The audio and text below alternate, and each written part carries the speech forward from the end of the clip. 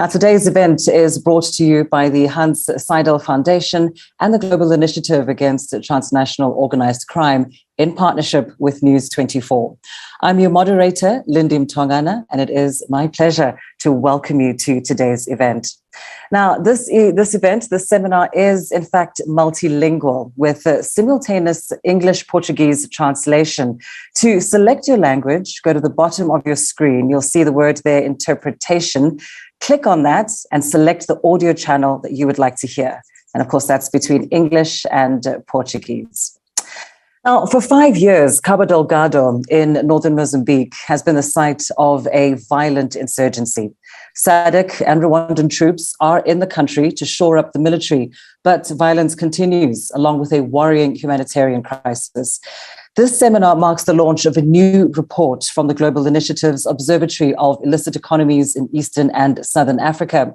The research provides a detailed analysis of the Cabo Delgado conflict in Mozambique, with a particular focus on the origins and drivers of the insurgency, its links to thriving illicit economies in northern Mozambique, and its security implications for countries in the region like South Africa.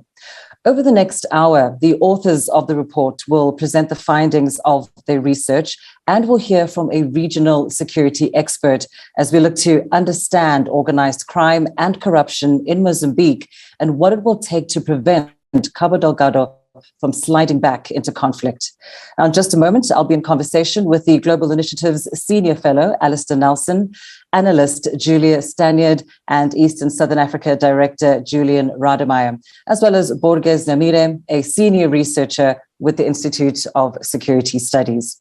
First, though, it's important to highlight the fact that the report being launched today would not have been possible without the support of the Hanns Seidel Foundation. And on that note, I'd like to ask Mr. Hans Buller, the Foundation's Southern Africa representative, to offer the opening remarks.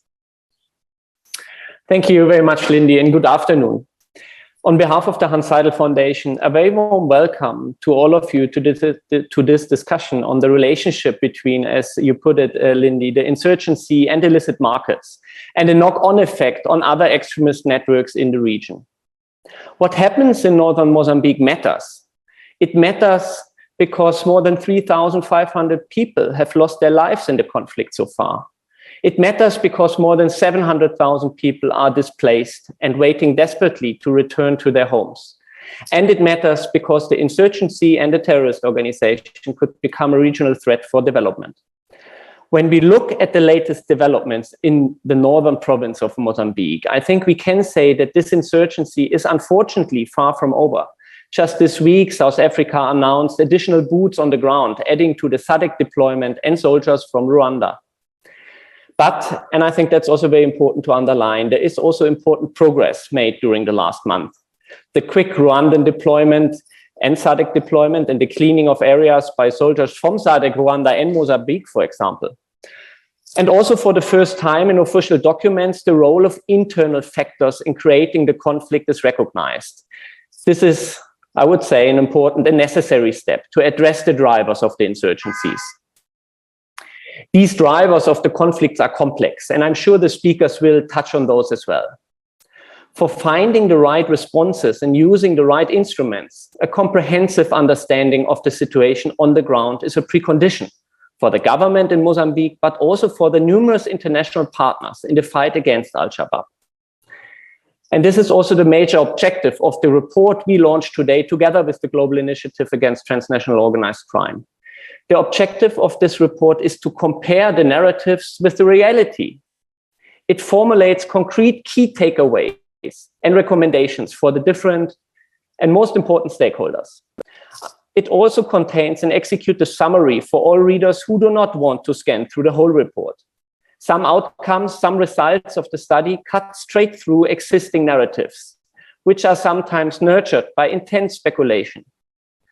We, as Hanns Seidel Foundation, sincerely hope that this is a small contribution for a better understanding of the conflict in Cabo Delgado. You can download the report on the homepage of the Global Initiative or on the homepage of the Hanns Seidel Foundation. And last, but I think also important, also personally for me, is to please allow me also to thank the Africa Desk of News24 for its interest in this topic, as well as the authors for their brilliant and courageous work, and of course also Borges Namire from the Institute for Security Studies for being part of this panel and sharing his valuable insights directly from Maputo.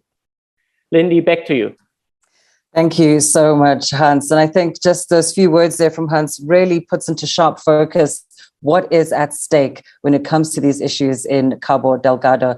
Of course, as Hanns mentioned, the report will be available on the Global Initiative's website for you to download and read in full.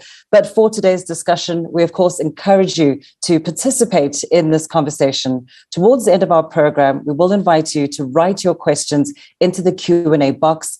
Do indicate who on the panel that you would like to address your question to, and we will endeavor to answer as many of those questions as possible. For now, though, let's get into our discussion. I'd like to start by speaking to Alistair Nelson first. Alistair, let's start at the beginning. No better place to start. Tell us, what are the key events that shaped the insurgency in northern Mozambique, and how has it evolved in recent months? Thanks, Lindy. And before starting, I also want to thank a lot of my Mozambican colleagues who I did a lot of field work with, and without who this absolutely would not have been possible. So yes, I think going right back to the beginning is key. And really, we see the origins of this group as a religious sect back in 2007. A religious group that formed around a certain type of Islamic teaching, and received external funds to form mosques and schools to be able to follow this Islamic, the branch of Islam that it was interested in. Some of this initial funding as well was used to fund small loans for the early adherents as well. And we'll come back to that later because that's quite important. So we saw this group withdraw from society sort of from 2007 to 10 in a number of key areas. So around Montepuez, around Balama, around Mocimboa de Praia. So we saw it withdraw, take children out of schools, and really start preaching that it had more legitimacy than government, that really it was withdrawing from a predatory state, and that the Islamic organizations that existed at that moment were too aligned with the state. And the predatory state was not allowing them access to particularly the gemstones finds in Montepuez. To some extent, the gas finds were important in that rhetoric as well, but also the general licit and illicit economies, which were controlled by powerful people in Cabo Delgado that are linked to the state. And it's key to note here that Cabo Delgado, the economy of Cabo Delgado for 20 years or so has largely been an illicit economy-driven economy. And the barriers to access, if you weren't affiliated with key groups, were important, and restricted access. And all of this withdrawal from society and this rhetoric eventually led to conflict with the state, and arrests, and then the 5th of October 2017 event with the first violence in Mocimboa de Praia. And that's when a lot of us sort of see this insurgency as starting, but the 10 years prior to that really are key to the drivers of this. So from 2017, what we saw was a fairly low-key insurgency. And then really it was in 2019, in April 2018, the group pledged allegiance to Islamic State. But it was only in April 2019, a year later, that we see Islamic State start to mention ISCAP and start to refer to this group in Mozambique. And it's only in June 2019 that they actually refer to incidents involving this group in Mozambique. And at the same time, in late 2019, during this time, we see the Mozambican government turn to PMCs, and we see Wagner Group from Russia enter, leave relatively quickly, and then we see DAG from South Africa enter, mostly using air support. Now, what's critical about this period as well is that this leads really to a change in strategy and then tactical changes associated with that from the insurgents. So for the first time in 2020, we see them overrunning major district centers, so Macomia, Mocimboa da Praia twice, and then in 2020 actually holding Mocimboa da Praia as well. And then it looks like, so a key part of that as well is access to cash and arms. So a lot of which were taken during these events. And then moving more recent, early 2021, March 2021, we see the overrun of Palma, which leads to July 2021, the foreign forces being deployed, and then the change in events that we have now. Alistair, linking this to a very key aspect of this report, we know that Cabo Delgado and the Swahili coast have long been centers of trade, both illicit and illicit. So, you mentioned cash and arms that these insurgents are acquiring as they overrun cities. But what relationship do these insurgents have to the illicit trade in the region? And what impact has the conflict had on smuggling routes and networks? So this is a key question, and what I'm presenting now is based on hundreds of interviews that have taken place in late 2019, early 2020, early 2021, and late 2021 as well. And these are interviews with law enforcement officials, government, international, and with people associated with the illicit economies, some people inside some of these illicit economies as well. And the simplest thing to say is that to date, there is no strong connection at all between Al-Shabaab and Mozambique and the illicit economies. And this is looking at the multiple illicit economies, so multiple drugs types, heroin, methamphetamines, cocaine, looking at human smuggling, looking at gemstone trafficking, timber, and wildlife. Now, what we do see has happened, and particularly these two maps showed, if you look in closely, the area around Mocimboa da Praia and Pemba there, particularly looking at those the green arrows coming in, they're a good example. That's heroin coming on dhows down from the Makran coast of Iran and Pakistan. And we can see, looking at the map on the left compared to the right, on the right, when the insurgents had control of Mocimboa da Praia, we see that those drugs are being landed further south. And this is largely what happened. We see the insurgency displacing those illicit trades. We see heroin being landed further south, heroin from Tanzania coming further west, all the way over and down through Niassa province and in through Lushinga. The human smuggling that used to come down the coast has moved through Malawi and the Tet corridor of Mozambique. And we saw some horrific events with that as that opened up, with people dying in containers. And we also see like gemstone smuggling from Montepuez. A lot of the traders have moved now actually further south to Nampula. It's easier to move money in and out. And we see the same corrupt mechanisms where gems were moving out of Pemba Airport, now going out of Nampula Airport as well.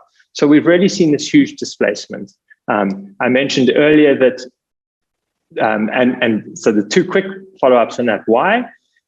From some of the initial discussions we've had with people in the illicit economies, it's an easier to bear a cost to reroute something because you know the cost than to land something in an insurgent-controlled area where you don't know the cost and you have to cross multiple front lines as well. You're also unsure how you're going to be treated as a drugs trafficker when you land it.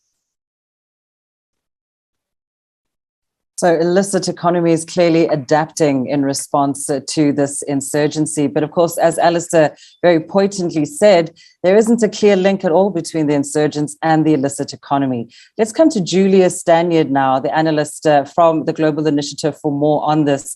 Julia, if the insurgents are not getting supplies or resources or money or funding from the illicit economy, where is it coming from? How are they arming themselves? What is the extent of their relationship with Islamic State, and what are the regional implications of this? Sure. Thanks, Lindy. And thanks to everyone who's joined the discussion today. In terms of how the insurgents have been arming themselves, for those who've been kind of observing this conflict as it's gone on since it started in October 2017, up until the point at which the insurgents had most kind of territorial control, it was clear that over time they became more sophisticated in terms of the weaponry they had access to. And our analysis, and I think other analysis from other organisations who've been doing research about this, have agreed that concluded that the bulk of it seems to be sourced from Mozambican government stored weapons, which, as Alistair referred to earlier, have often come from attacks that the insurgents have staged against towns and military barracks, and then have seized weapons from there. There are also allegations that came up during our research that some members of the Mozambican military were illicitly diverting weapons to the insurgents in earlier stages of the conflict. So this has been clear of the types of weapons they've had access to, as seen on social media, like the image that was just displayed there on the slide, which showed the insurgents in Kisanga in March 2020. And you can see from the types of weapons that they're holding that they seem to be the kinds that have been taken from Mozambican forces rather than brought in from elsewhere. We did look to some alleged international sources of weapons that were mentioned during our research, such as from overland routes, by sea, or even by air, but it was not possible for us to confirm those. And even if those international flows did take place at some point during the insurgency, perhaps when the insurgents had most control over the coast or over Mocimboa de Praia, for example, these always seem to have been outweighed by the bulk of their weapons coming from these government sources. And that's what's enabled them to get that power and to wage the conflict as they have. In terms of their relationship with Islamic State that you asked about as well, our research looked at this by monitoring some kind of encrypted channels that Islamic State are using to spread propaganda and to give reports about their activities, and monitoring social media channels to try and infer kind of what the relationship is here and how that's worked. So as Alistair mentioned before, the first time that Islamic State Central claimed an attack in Mozambique was back in June 2019. And this came several months after the insurgents themselves in Mozambique had started to claim this link and to pledge allegiance to Islamic State in a way. And this also came around the same time that Islamic State started claiming attacks under the banner of the Allied Democratic Forces operating in DRC and Uganda. And over time, both of these different conflicts come to be referred to as Islamic State Central Africa Province kind of collectively. And since then, the ADF attacks in DRC and Uganda have escalated, as we saw with they're having some attacks in November 2021 in Kampala.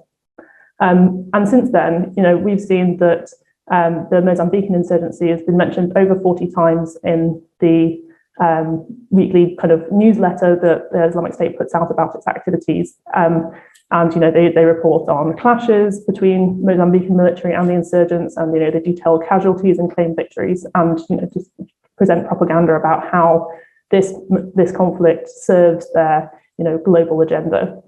There have also been shorter communiques distributed along their social media channels that also do the same thing and claim these victories. But one of the things to note here is that the updates distributed from Islamic State about the Mozambican insurgency are quite sporadic and quite fragmented, especially when you compare it to the sort of far more regular and detailed reporting that comes out of other provinces, like Islamic State affiliated militants in West Africa. And there have been whole periods where there have been very little communication about northern Mozambique from Islamic State Central, which we think suggests that there isn't as that strong a link at some stages, that it's quite tenuous. It's difficult for them to get information out of the region sometimes. So say, for example, after SADC and Rwanda intervened in mid-2021, the communiques from Islamic State trickled and went silent for several months before cropping up again in November 2021, and there being a very big rash of claims from them, often also backdated, suggesting that they haven't been able to get that information out over the preceding months. So in terms of how we interpreted that, in terms of what that relationship means, it suggests it's sporadic, but also in a way mutually opportunistic, that having a link to Islamic State gives the northern Mozambican insurgents this link to ADF operating in a different part of East Africa. It gives them that international platform and network and ability to attract international fighters in a way. And also for Islamic State Central, as they, over the past few years, as they lost territory in their kind of central caliphate in Iraq and Syria, we have seen this sort of full-scale shift towards them focusing on these regional provinces, not, also in West Africa, and as we've seen here, in their so-called Central Africa province. So it seems to be that it's mutually beneficial for both. And what this means in kind of regional implications for East and Southern Africa, in a way, is that they've created this link to the ADF, and they may be able to kind of have a cooperative relationship. So even as the regional intervention has sort of scattered some of the Mozambican fighters, they may be able to displace into this other region, or to have a sort of use it as kind of rear base. And foreign fighters fighting within al-Shabaab in Mozambique may also be returning to, there's the risk that they may return to their, countries of origin or stage attacks elsewhere. So that, is something that we can keep in mind as a risk.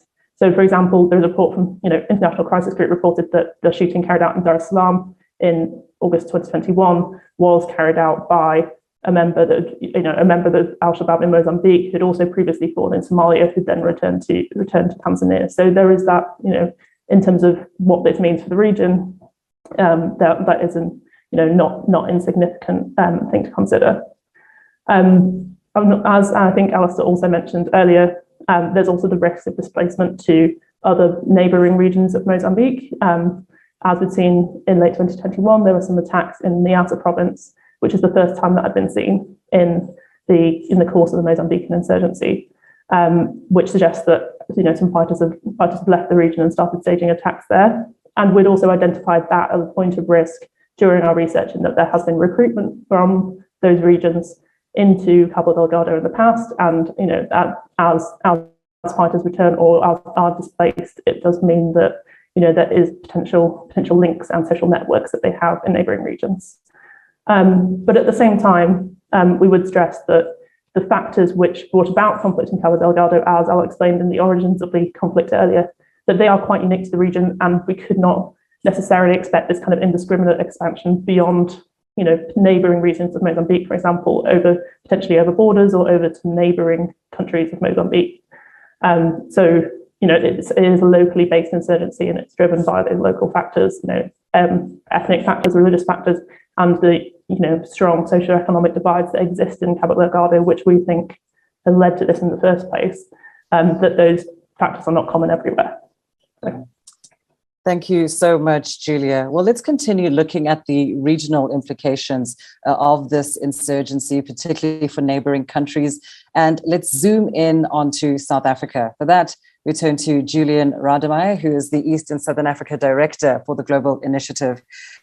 Julian, let's get straight to it. What are the dangers to South Africa? And do links exist between the insurgents in Mozambique and extremist or radical groups in South Africa? Thanks, Lindy.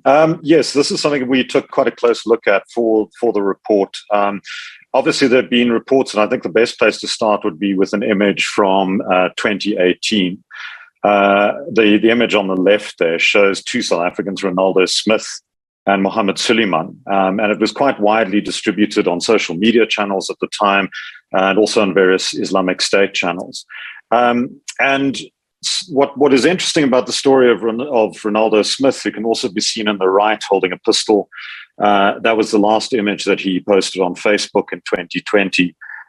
Smith was initially a state witness in the case against the Tulsi twins, the famous Tulsi twins who recently pled guilty to terrorism charges in South Africa. Smith at one stage was due to be a state witness in that trial. And subsequently, he refused an offer of witness protection and moved to Mozambique, where he joined up with the insurgency. There are South African authorities that we've spoken to believe that he was subsequently killed in Mozambique. But the question around direct links to insurgency has been a persistent one. And the estimates vary hugely. There are estimates of at least 7 South Africans that joined up with the insurgency, possibly as many as 30 or 40. There are also other foreign fighters who've been involved there from Tanzania specifically, Uganda, and then there are also linkages to the DRC. I think that South Africa, though, has quite a complex role in all of this. South Africa in many ways has been quite fortunate in that it has escaped the fallout from the so-called war on terror. There have been incidents, but those incidents have been few and far between and have been quite limited in scale. The Tulsi twins, Brandon Lee and Tony Lee, however, for example, were planning attacks on foreign embassies in South Africa. So there have been those types of incidents. There have been attacks on mosques, some of which we also look into a lot more detail in the report. So I think we need to be careful about making sloppy generalizations and overestimating the Islamic State threat. And I think, also if you speak to people in the Muslim community in South Africa, South Africa has had a Muslim community for hundreds of years. They feel quite strongly that there's a tendency from some media outlets to overstate the importance of Islamic extremism in South Africa's Muslim community. But there are areas of very real concern. So one would be fighters returning from northern Mozambique. I think it's doubtful that we would see the insurgency from northern Mozambique shifting in any way, shape, or form to South Africa, simply because for geographic reasons and its isolations there. Other concerns, though, around extremist activity are South African fighters who joined up with Islamic State in Syria. Many of them are being held in custody in Syria and Turkey. It was estimated at one stage by the Institute for Security Studies that between 60 and 100 South Africans joined the Islamic State at the height of the caliphate. Around half of those returned in 2016. But there are then many others who remain in custody and at some point will be repatriated to South Africa. And I think that's a very real concern for South African authorities. I think also that we've seen a shift over time. We've seen as the caliphate crumbled in Iraq and Syria, the focus shifting with Islamic State propaganda to Africa, highlighting victories in the DRC in particular, Nigeria, and then quite regularly now in Mozambique, as we see increasing reports of contacts and insurgency that has been displaced by the Rwandan and SADC military interventions, but is finding its feet again. There are concerns too that South Africa has played quite a unique role. And this was something that was acknowledged as far back as 2000 by intelligence agencies, that South Africa has also served as a rear base for militants fleeing from a number of conflicts. There are concerns too, for instance, from Al-Shabaab and militants in Somalia finding sanctuary in South Africa, particularly in the Western Cape and in Mpumalanga. And others using South Africa, the most famous case being the so-called White Widow from a few years ago, but using South Africa as a rear base to hide out. That in itself could potentially mean that South Africa as a target is an inconvenient target, and that they would like to keep it as such, as a place where they could find their feet. I think that another area that plays into this and that we looked into is the resurgence of the people against gangsterism and drugs in the Western Cape. Many of the PAGAD leaders who were in prison were released in 2020. We're seeing resurgent activity by PAGAD in the Western Cape. In interviews with PAGAD members, and we spoke to a range of them late last year and beginning of this year, they have said that while they are following what's happening in northern Mozambique, they themselves don't feel that they're aligned to it or not providing money to that insurgency. But there are concerns about militant breakaway groupings within PAGAD. Finally, we also have a series of crippling issues, which I'm sure all of you are well aware of. We have intelligence agencies, both the State Security Agency, Police Crime Intelligence in South Africa, which are in turmoil and trying to restructure and rebuild themselves. We also have, the National Prosecuting Authority, which is trying to restructure itself, and the focus is very heavily on corruption these days. So issues like this are fairly low down on the priority list. I think we also lack the institutional knowledge within intelligence agencies to understand the ideology of insurgencies, of the militants potential that we're dealing with. There are language gaps too, which make it very difficult for intelligence agencies to gather information on potentially on insurgents who are operating in South Africa, who found sanctuary in South Africa. And then beyond that, the growing xenophobic climate in South Africa is driving communities inwards. Somali communities, for instance, many of whom have fled violence in Somalia to South Africa, are particularly among those particularly being targeted. By their very nature, Somali communities have been quite insular. This is ensuring that they in some ways become more insular. And there's very little trust between those communities and law enforcement, which hampers the collection of information, which hampers the collection of accurate and reliable information. So I think looking forward, there are many concerns here which do need to be dealt with, which do need to be monitored. For the moment, though, I would argue that there isn't a direct threat, but things can evolve and change quite quickly, especially if you see returning fighters and people taking up more of a rear base role. And certainly some interesting questions there raised around South Africa's capacity to respond. Thank you so much, Julian Rademacher there. Of course, if you have any questions for our panelists that have spoken so far, do write those in the Q&A box, and we will get to them in just a short moment. For now, though, let's take a listen to some analysis from Maputo. In fact, we are joined by Borges Nyamire. He's an analyst for the Institute of Security Studies.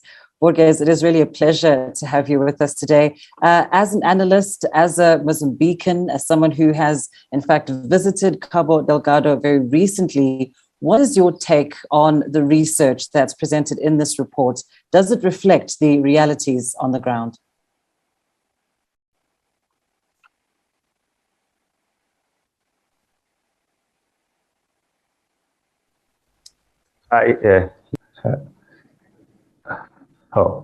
Okay. I hope you can hear me now. I had a connection problem. I'm sorry for that. So I was saying this is a very important.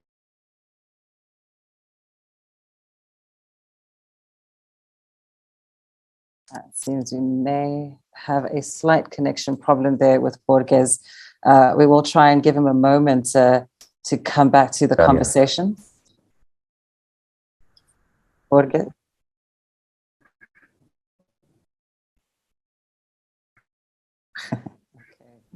Thank you. It's fine. Is he back? Okay, it doesn't look like Borges is back with us just yet, but we will come to him as soon as he is back online with us. For now, though, I would like to ask one more question to our three panelists that are there. Oh, wait, let's have a quick check. Can you hear me, Borges? Yes, I can. I can hear you. Okay. I hope no insurgent came here to to break my connection. I hope not. Okay.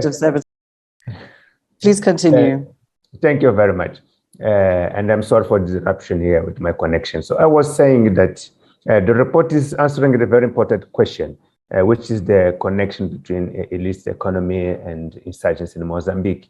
And there have been so much speculation about that, how the illicit economy is funding the insurgency, so on and so on. So this effort of report is very important to try to answer it systematically. And the main finding that there is no consistent link between the insurgency and the illicit economy is aligned with what I have been reading, hearing here.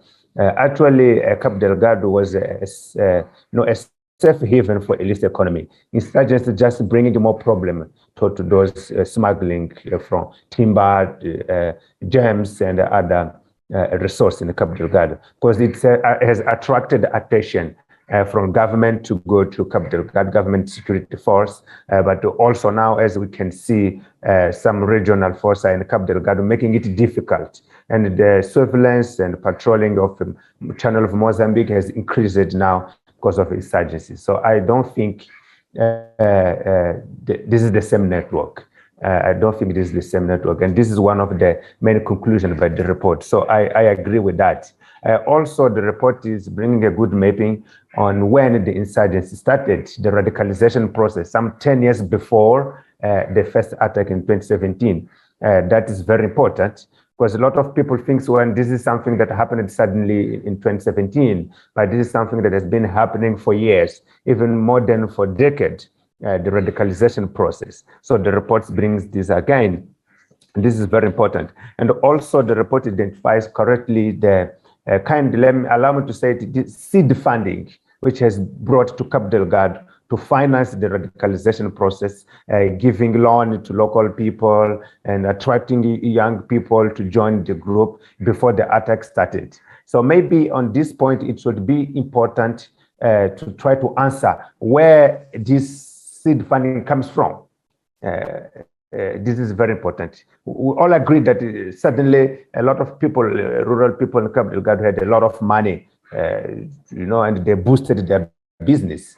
But where this money comes from, this is important to try to answer this as well. So this is one of my comments to the report. But also it's important to talk about the role of Tanzania. I understand this is a very sensitive issue. There's Mozambique and Tanzania, kind of brother countries. Well, we're sharing the same border, but all the history of liberation struggle makes Mozambique and Tanzania being basically the same country. And that's why we have the same people, just divided by a river, But what is the role of Tanzania? Tanzanian government, Tanzanian religious leadership, because if you are in Cabo Delgado and talk to everyone on how it started, everyone will tell you those people came from Tanzania. The one who came to radicalize people, to teach people the new different way of Islam, those people came from Tanzania. So this is another point which is very important to address. And if we look at the route of illicit trade in Mozambique, we'll see that it also comes from Tanzania. For timber, for smuggling, for example, the ruby, the gems, which is one of the points highlighted here. The gems in Cabo Delgado were extracted from Montepuez and basically taken to Tanzania. And the boss is the one who paid for the illegal miners who came to Mozambique, were also based in Tanzania. So I think this is one of the points that needs to be strongly addressed. What is the role of Tanzania? To understand what Tanzania can do now. We know that the SADC force are distributed in 3 districts in Cabo Delgado, and the Tanzanian forces are staying in the Nangadi district, along the border with Mozambique. So it is important to understand what can Tanzanian government do in the context of a regional response, understanding what was the role of Tanzanian citizens in these insurgencies in Cabo Delgado. So those are one of my first takes. Thank you. Thank you so much. And just one last question for you. Mozambique is now talking about a new strategy for the North. This is something that you've written about. Can you quickly just tell us a little bit more about that and how the strategy might be able to overcome these challenges that we've discussed today? Yes, the CV strategy is very important. We all will agree that we cannot defeat ideology problem with military response alone. So military response is good. It's good having here a Samim force, a Rwandan force helping Mozambique to fight the insurgency, but that's not enough. We need to de-radicalize people, and one of the ways to do that is implementing the CV strategy. So Mozambique has drafted its first strategy, which has been widely discussed with donors, but it has excluded Mozambican. So civil society and the press, for example, in Mozambique has not been included in the discussion. Also, the religious organizations were not included. Mozambique discussed it largely with donors, which are important to fund it. But I think it should have been discussed widely with the Mozambican people as well. But also, government of Mozambique did not approve it. It was expected to have been approved by February, and so far, in early February this month, so far it has not been approved. So there are some concern on why Mozambique is taking so long time to approve the strategy. But also, as I've wrote in my recent article, these strategies brings a major change on Mozambique recognizing internal grievances as the root cause of the insurgency. So far, Mozambique did not recognize that. So by recognizing the internal grievance, it means Mozambique needs to change, needs to stop corruption, which is one of the issues that has not been spoken highly in this report, but is there within the report. So corruption is one of the problem, police,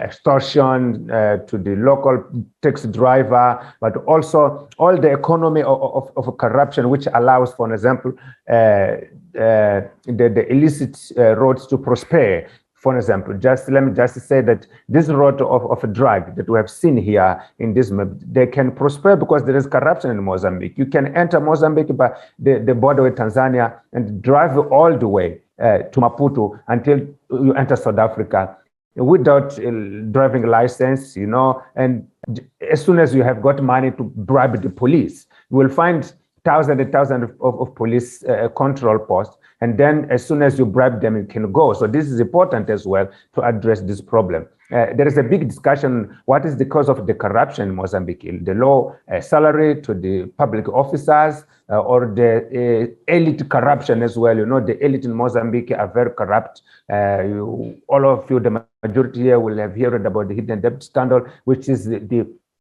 biggest face of corruption in Mozambique. So this issue also need to be addressed by this strategy and social cohesion as well. So I think a strategy is good, but the implementation is challenging for the reason that I have mentioned. Mozambique were not included in the discussion, but also the government of Mozambique, the ruling party Frelimo, they need to change. They need to understand that they are part of the problem, not part of the solution.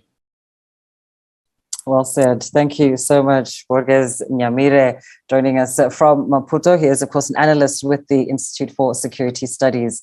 We have about 20 minutes left in today's program, so I want to go right now to the Q&A session and give some of our participants an opportunity to ask their questions and have them answered by our panel. And as I said earlier, we will try and get through as many of these as possible. Alistair, I'd like to start with you. There are two questions here directed to you. The first from Michelle Small, asking whether or not the research found that this narrative or reporting of Al-Shabaab abducting women and children for conjugal slavery or human trafficking is overstated. And another question from Arsene Chumudu saying, how have insurgents been able to use or radicalization of youth and children without their consent and forcefully in order to advance their cause? So I'll say straight up front, my research was really into the illicit economies and the relationships with that. So I did not conduct interviews that focused on either of those two things. I did speak with people who had interviewed women who had been released from the insurgency, and there is certainly nothing I can say, I think, that basically negates any of those reports about women being kidnapped for conjugal slavery, potentially for human trafficking. We tried very hard to verify that, these stories about human trafficking of young women to Tanzania and potentially onwards. And so far, we've been unable to verify that. A key thing, actually, we didn't mention is kidnapping for ransom. So that is one of the main mechanisms. It is an important funding mechanism for Al-Shabaab. So kidnapping local business people or people from surrounding countries or other countries like India. So when they've overrun some of these centers and holding those people in exchange for ransom, which can be sometimes in the tens of thousands of dollars, basically. And that's a mechanism that they've earned money. And similarly with the second question, again, that wasn't something that we pursued. I mean, my early understanding from working in that area, when I sort of lived and worked in Mozambique during 2011 to 18, was that the children involved then were very much the children of the people who had joined the sect, Al-Sunnah Jama'ah, as it was more commonly known then, now known as Al-Shabaab. But we have definitely seen a complete change in that since the violence erupted, and we are seeing children now being kidnapped and used for different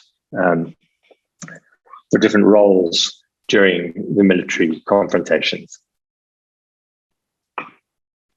Actually, while I have you, there is another question that I think you're best placed to answer from Janisha Patel, saying there is little evidence of the direct links between Al-Shabaab and the illicit economy, but does your research find or consider indirect links or mutual benefits between these two groups of stakeholders? Yes, so that's the time has just been too short. There are some indirect benefits. So, for example, when I referred earlier in my discussion about some of those early loans being given out to people. So now we see some of the people who received those loans, who are local traders, say in gems and other things, are making payments on behalf of Al-Shabaab. So they're out of the conflict zone and they make payments on behalf of Al-Shabaab. So Al-Shabaab fighters don't necessarily want their payments in cash. They get paid after an attack.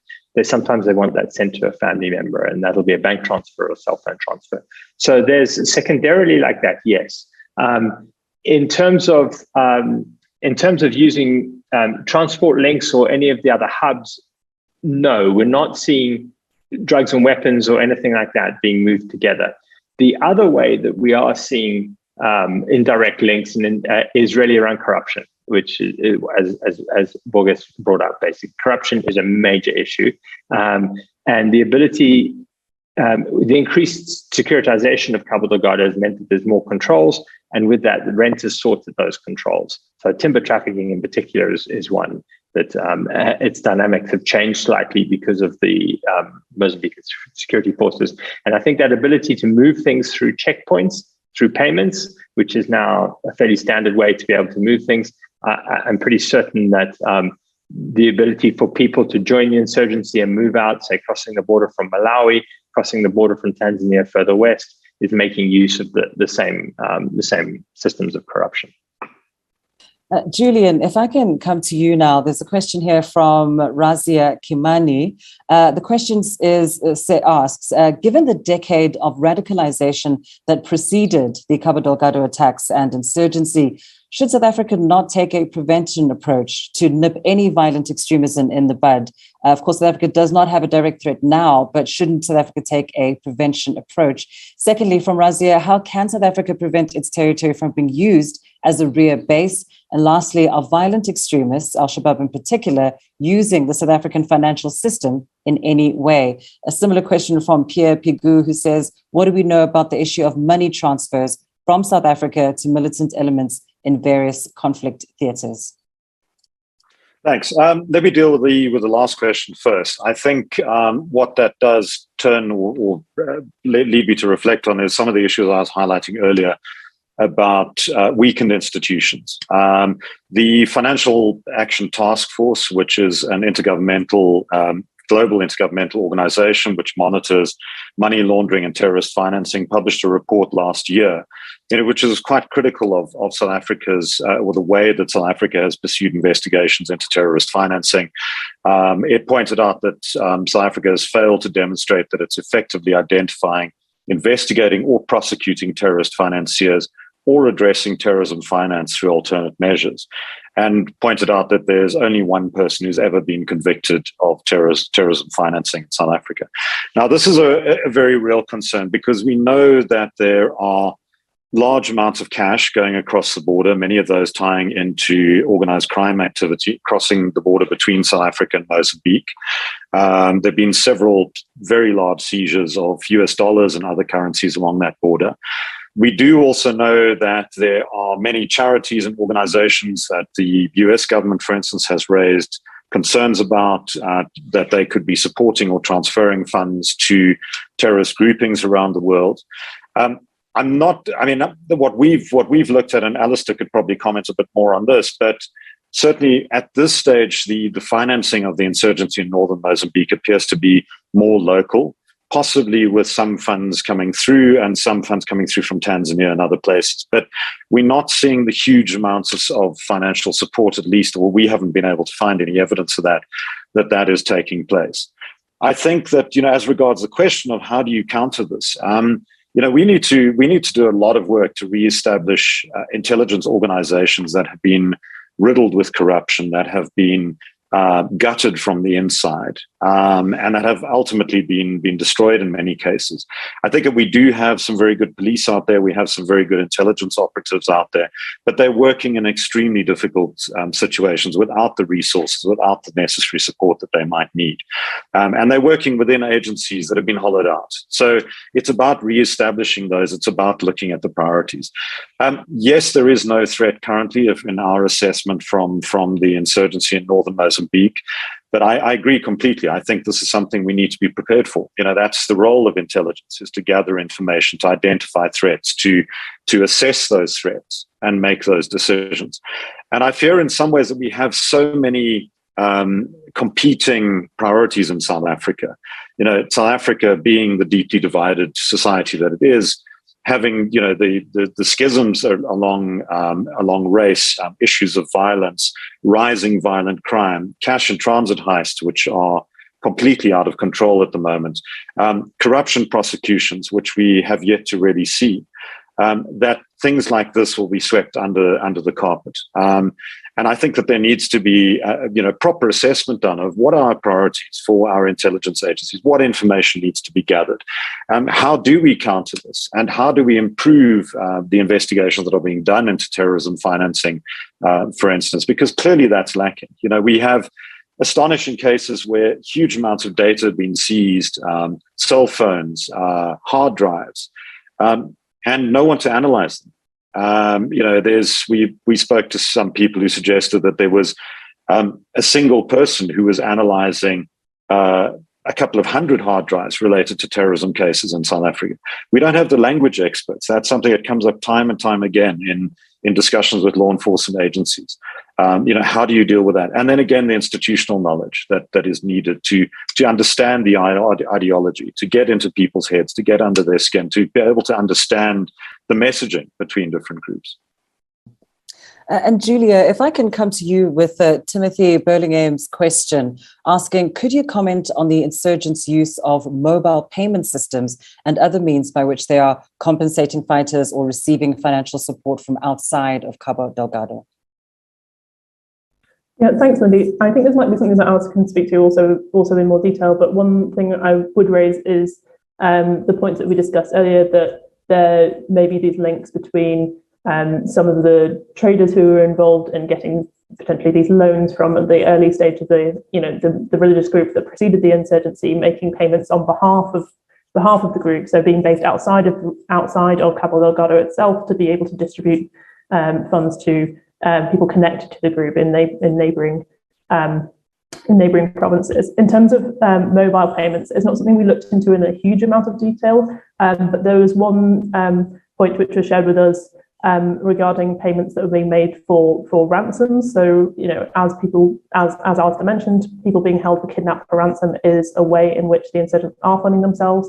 And information was shared with us regarding mobile phones and phone numbers of people based in, I think, Pemba, who were receiving these payments on behalf of the insurgents via mobile cash transfer systems, which are obviously commonly used in the region. So it's just kind of using the normal financial infrastructure to facilitate that. But otherwise, other than that, it's not something that we've looked into in a vast amount of detail. Thank you so much, Julia. Borges, I'd like to pose the next question to you. That question is coming from Miguel dos Santos. He's asking, what is the risk that Cabo Delgado can become a militarized zone? And how will the movement of the local population be affected where special permits might be needed to move between provinces? This is an interesting question. I think the risk is always there. What we need to ask is how high is this risk? I think I don't see this happening, like people from moving to one province to other need to pay some money. What I can expect is that we might have a kind of a green zone in part of Cabo Delgado, basically the area of LNG influence. So that is Palma and Mocimboa da Praia. So it's likely that we may have a kind of green zone, where green zone, we all know about the green zone in Baghdad. So, which is highly protected by Rwanda's force, and no attacks at all, and the LNG business will continue, while in the rest of the province, the attacks will still continue, and local population will be the major victims of the attacks, while the big business are protected. So that is something likely to happen. And if we see what is happening right now in Cabo Delgado, is something similar. We see that there are no reports of major attacks in Mocimboa da Praia and Palma, but we see several attacks in surrounding areas like Macomia, Meluco now, which is a new district that is being attacked, Ibo Island, like Matemo. So those areas are assigned to SAMIM force and to Mozambican Defense Force, while Mocimboa da Praia and Palma, which has been assigned to Rwanda, is well and highly protected and no major attacks there. So this is the risk which I see is likely to happen, to have two Cabo Delgados. So one safe Cabo Delgado with big business going on, and another unsafe Cabo Delgado with violence continuing. So this might be a solution for short term to allow the business of LNG to resume, but long term is a big problem. as all of us we need stability, not only in that two districts, but in all provinces of Cabo Delgado, and they all say in all the region. Boris, that's a very good point that you raise. And there's another question here for you from Aslak Ore. The question is, are there political or economic forces in Maputo who have benefited from the way the war has influenced the illicit economy? If so, are they also working to perpetuate the war? Oh, that's a very complex question from Aslak, my friend Aslak. I don't have an answer here. I can just raise some hypotheses. If we understand now the political economy of Mozambique, we'll see that the ruling party is highly divided. So it's highly divided. We have two Frelemos now, one group supporting the former president Armando Guebuza and another group supporting the current president Filipe Nyusi. So what we see here in a daily basis, that if there is a big attack in the Cabo Delgado, unfortunately, there are some part of Mozambique who celebrate the attacks, say, look, this government cannot tackle the attack issue. They are not consulting us. They did not want to learn with us. They didn't use the equipment that we bought for Privivest. So if they were using the equipment that the former government bought from Privivest, we should be solving the problem of attacks. So there are so many interests around this, and this will have some influence from political level within Frelimo. But this is something that deserves a separate study. I don't have an answer. As I've said, I can just give this brief comments. But this is very, very complex, and this is a very important question, maybe for a new research from all of us here. Yeah, no, indeed. But thank you so much for giving that an attempt, at least. We are almost out of time, and I do quickly just want to give the rest of our panelists a final word on how we sort of approach the Cabo Delgado situation going forward. Borges mentioned earlier that it's important to have the voices of civil society, of citizens of the region in coming up with solutions for northern Mozambique. I'd like to take that question then quickly to Julian, to Alistair, and to Julia. If the three of you could just briefly comment on what needs to happen now in Cabo Delgado to prevent the region from slipping back into a violent insurgency. Perhaps, Julian, let's start with you there. Thanks, Lindy. I think the prevailing problem is that the underlying causes of the insurgency and the drivers of the insurgency remain. I think that we need to reach a point where there are efforts made to ensure stability of local government structures, that there are efforts to tackle the drivers of corruption in the area, and to improve trust between the state and local populations. I think that, Cabo Delgado is a hugely unequal province. There are, the levels of poverty there are absolutely incredible. You have leadership there who are very often completely removed from the daily struggles of ordinary people. And I think it's vital to invest in that region to try and address economic inequality, and also work on, developing police and military responses that can be done in such a way. And I think to some degree the Rwandan military has achieved this, where abuses are kept to the minimum or do not occur at all, and where, when there are abuses, those are investigated. And then beyond that, I think also increasing the role of civil society, because I think civil society has a very vital role to play in that region. Alistair, if you could add to that. Sure. There's not a lot to add. Maybe just to focus in on a few key parts of that, I think. So first is communication and engagement. And I think that really needs to happen, led by Mozambican civil society, ideally. And it is possible to reach out to the insurgents. And there are a lot of important, powerful people in Cabo Delgado with interests in Cabo Delgado, and they can't be ignored. And it's a challenge because they can lose some things in this, but they need to be engaged. And I think Mozambican civil society, in many ways, should be leading on those efforts. The other key thing is that Julian mentioned is building trust and legitimacy as well. And I think that